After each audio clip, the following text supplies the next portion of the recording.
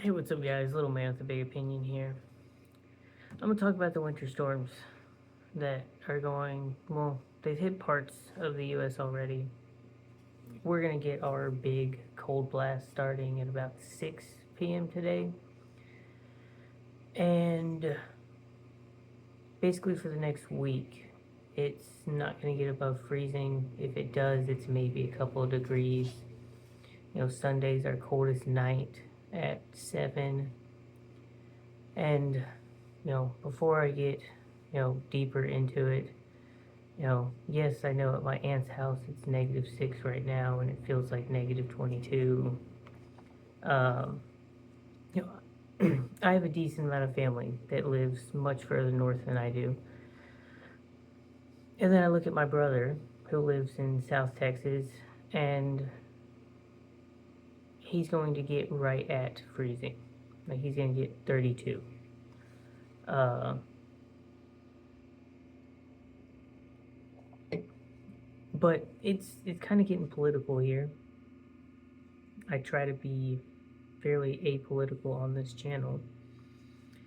And everything I've seen, everything I've read, the comments, kind of tossing in my own 2 cents a little bit, um, it solidifies something that I've said as a prepper for a long time, and that is don't rely on your government. Um, Texas is a fairly red state. I say fairly, it's about 60-40.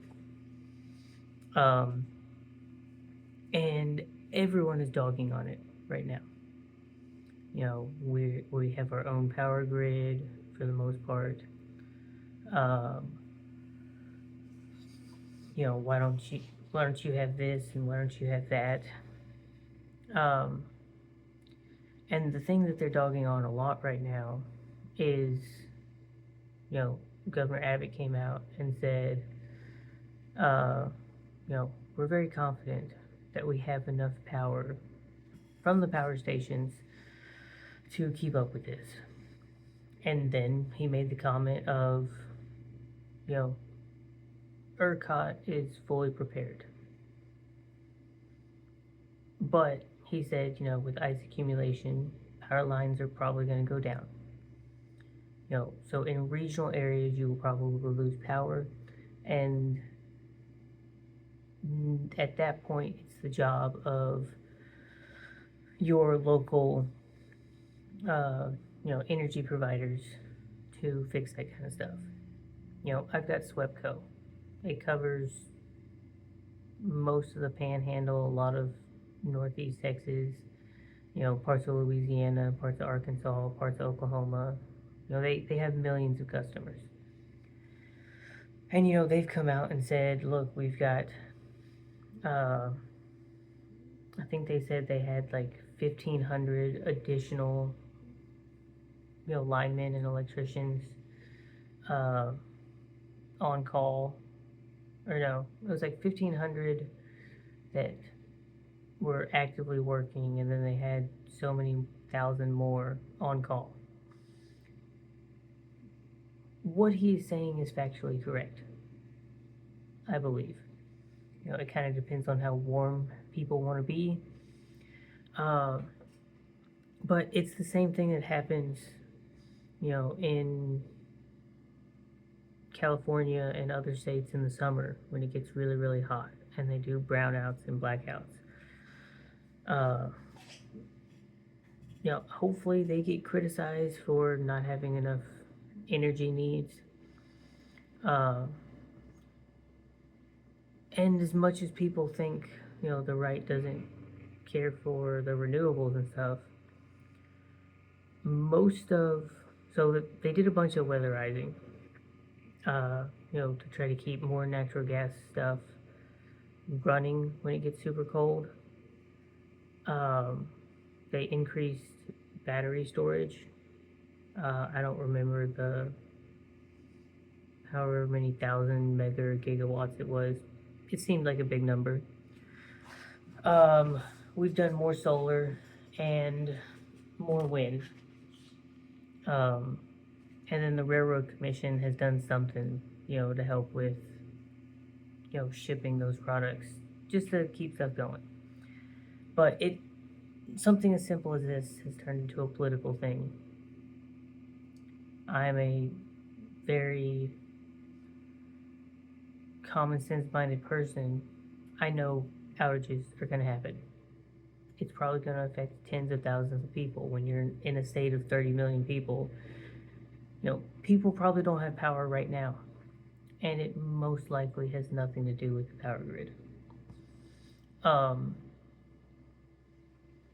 That's also probably why every news thing that I've heard, especially locally, because I see more of it, like my Harbor Freight sold 17 generators in 30 minutes.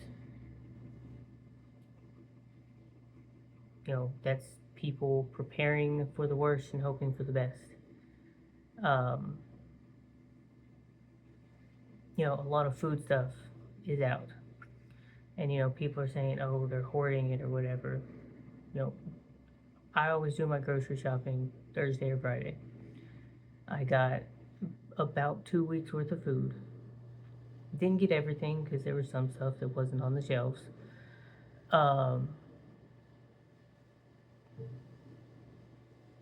I don't plan on exiting the house Saturday or Sunday and possibly Monday unless it's to get more wood to put in the fireplace or to go check on the animals. I'm not going to go out and try to do grocery shopping on Sunday. It's not going to happen. Like my church has even canceled the service. So I don't have any reason to leave unless it's to get more firewood.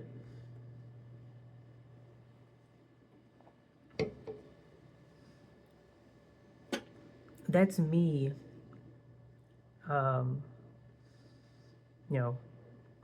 think our state has done probably not everything that it can do, but it has made strides to be better prepared.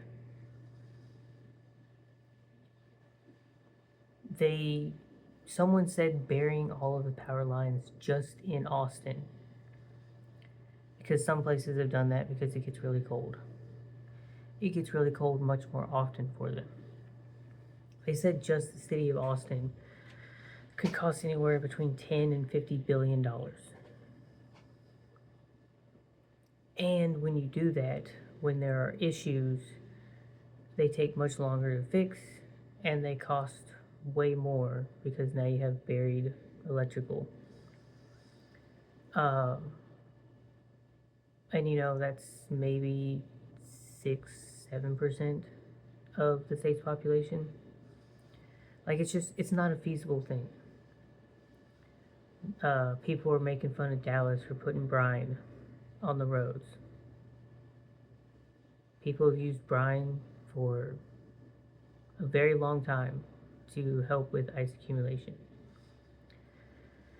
People in the north specifically grow and stockpile a lot more beets. They use beet juice because, yes, it is better, objectively. But they know they're going to use that stuff every single year. It's kind of like a lot of places in Europe don't have AC. Oh, well, if you were thinking about your people, you're just going to go ahead and spend the money on it. And then what happens when it just sits there for several years because you don't need it? That's probably why Texas isn't using beets and they're basically using salt water. People are complaining about their vehicles rusting. I lived on the coast for 5 years. My vehicle didn't rust. It's because I took care of it. I washed it. I cleaned it. You driving on a road in Dallas, which you probably shouldn't be driving, for a few days isn't going to rust out your vehicle and just make it useless.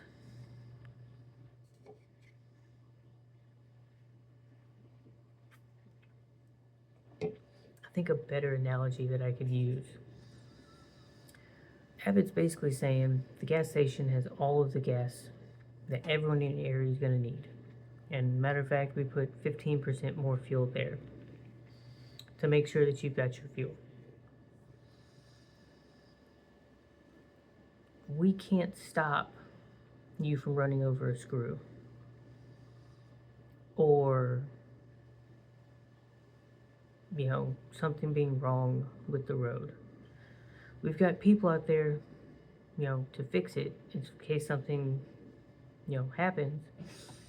But, we've made sure, at least at the starting point,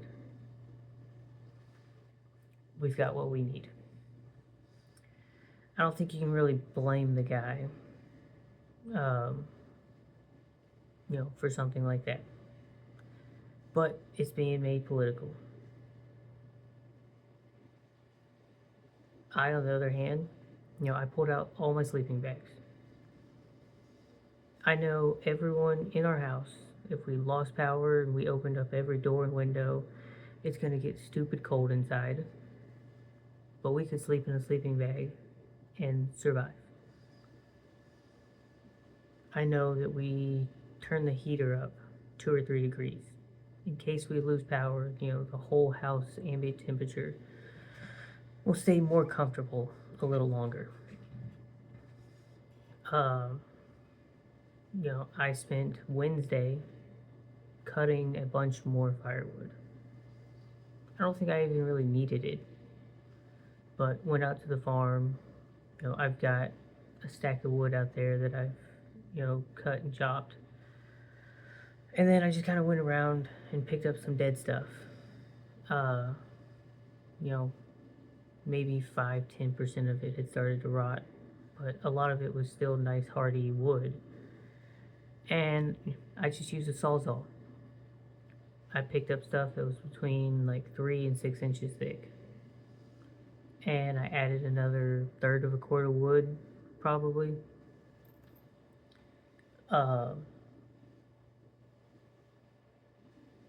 Is it wrong of me to know that something bad could possibly happen and I've used, my time, my money, and my energy to better insulate from that problem? No pun intended. Is it wrong of me to pick up 3 frozen pizzas instead of 2?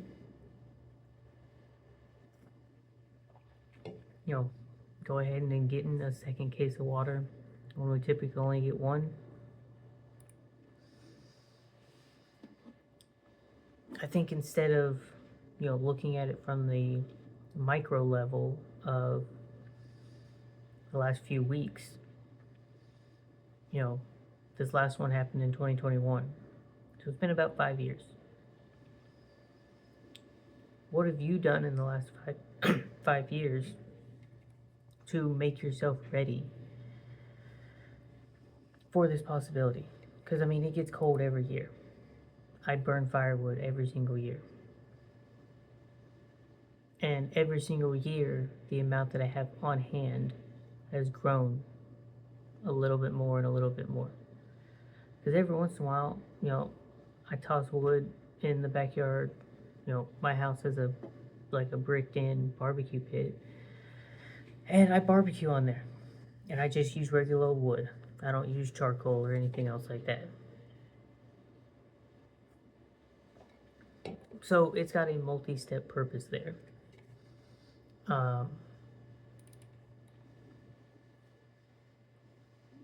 Several jackets, adding hand warmers, other food stuff to entertain us.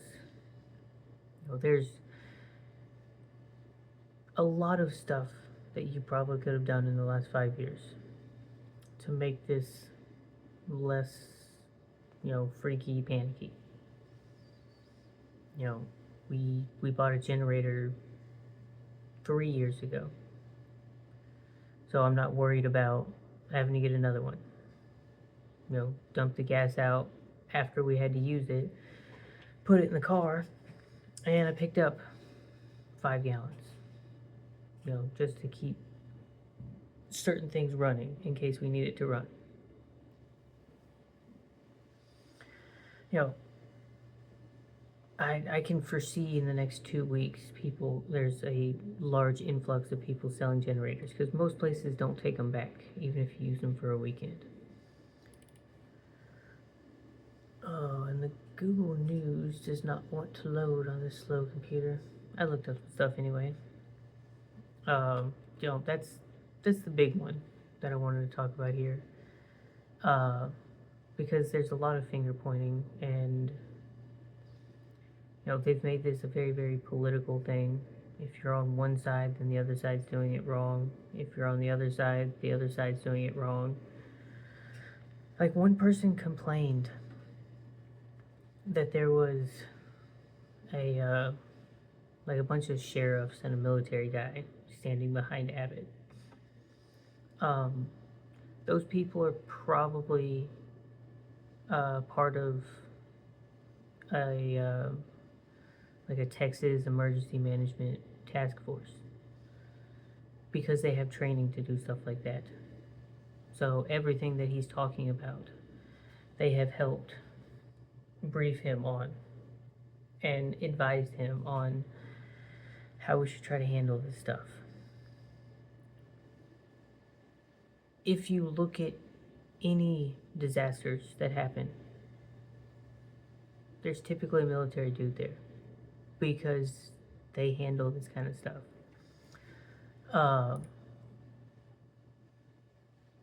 You probably want these county sheriffs there because they have dealt with search and rescue and helping people in these difficult times. I think you should more focus on helping your neighbor. A neighbor of mine, very clearly had not picked up enough wood because they came home the other day with their truck bed full of wood. Like, I imagine the firewood chopping people are making a killing right now. He's in his 50s, maybe 60s, and I helped him unload it. And I asked him, was this all the wood you were getting? We talked for a few minutes. And I basically told him, look, I don't think you're going to run out. But if you do, I've got X amount of wood. You're 2 houses down. If things get terrible, head on over to, give him my address. And, he said likewise. He had saw me getting wood on Wednesday, and that kind of prompted him, maybe I should get a little bit more too. I helped him bring some wood inside. I love his fireplace setup. He's able to keep probably a week's worth inside of his house. And then he's got a covered porch that he keeps more there. This was mostly adding wood to his outside stack. And then even my principal, she said, if I lose power, I'm going to Francis's house. And it took me a second because I don't call my grandmother, her first name. She's always just been Mom. And it took me a second to realize that she's talking about my grandma. And I was like, there's space. I can sleep on a couch or lay out a couple of sleeping bags and sleep on the floor. I think that's what we should be talking about and, discussing and trying to figure out.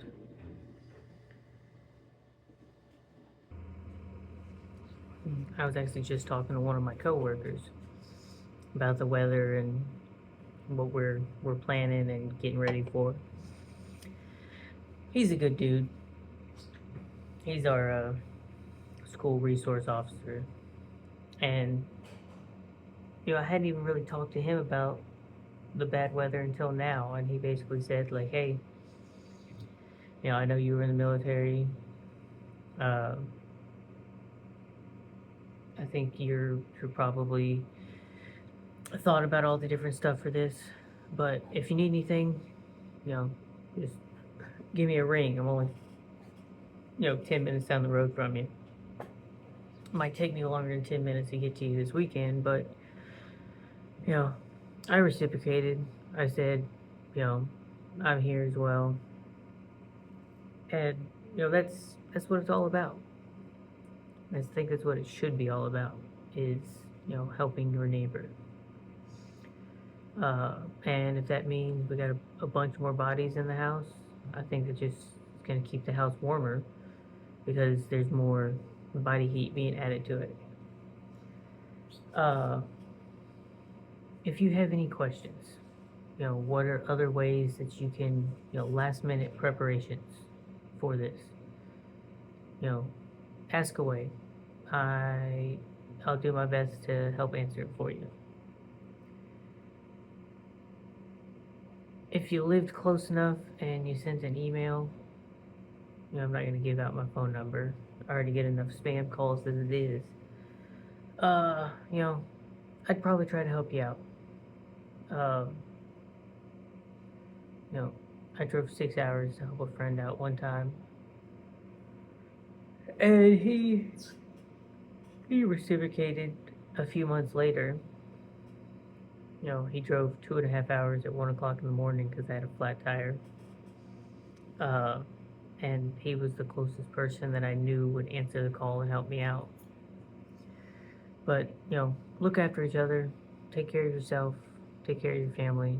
It's a good feeling to know that you've put in the time, money, and energy to keep things as close to normal as possible. One last little story. Like my son gets super excited when I make a fire. He's like, "Dad, Dad's making fire? That's hot. It's bright." And he'll just sit there and watch me do it the whole time. He'll hand me pieces of wood that I can put into the fire. I let him put the wood in there before I light it. But, you know, he doesn't realize we're doing this thing, you know, I wouldn't quite say for survival, but for comfortability. You know, the idea of keeping stuff as close to normal as we can. So hopefully he appreciates it one day. But subscribe to the channel, like the video, comment, dislike it if you don't like it, share it with a friend or family member. And with that, I'm gonna finish my energy drink and get through this day at work, and hopefully we don't have school on Monday. With that, catch you on the next one.